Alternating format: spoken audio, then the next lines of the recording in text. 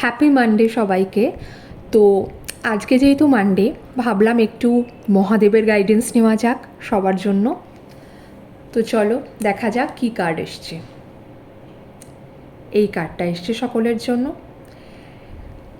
এই কার্ডটার মানে হচ্ছে, আমি একটা কথাই বলবো, তোমরা হয়তো অনেকেই তোমাদের ফিনান্সিয়াল কন্ডিশন, কেরিয়ার, স্টুডেন্টস হলে পড়াশোনা, এবং যারা ম্যারিড আছো বা ধরো লাভ লাইফে প্রবলেম ফেস করছো, তো এটার না প্রবলেমের মেইন যে কারণটা সেটা কিন্তু তোমার মধ্যেই আছে।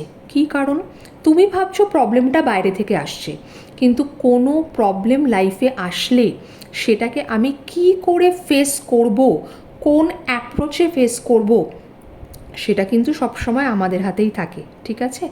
তো সেটাই বলার যে যতই লাইফে নেগেটিভ কিছু প্রবলেম আসুক না কেন, নিজেকে নেগেটিভ করবে না।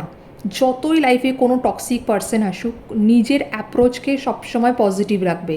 কারণ আজকে যে তোমাদের জন্য কার্ডটা এসছে, এটা একটাই মাত্র গাইডেন্স দিচ্ছে যে লাইফে যত টাফ সিচুয়েশন আসুক, তোমরা নিজেকে পজিটিভ রাখবে এবং প্রবলেমে কনসেন্ট্রেট না করে সলিউশনে কনসেন্ট্রেট করবে।